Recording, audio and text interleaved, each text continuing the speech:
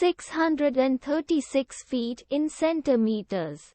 First of all, we need to know the value of 1 foot in centimeters.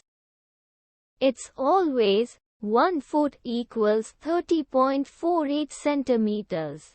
Now we have to multiply 30.48 by 636.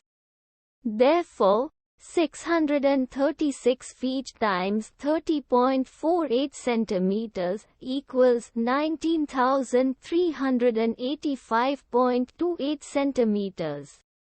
So, in other words, 636 feet equals 19,385.28 centimeters.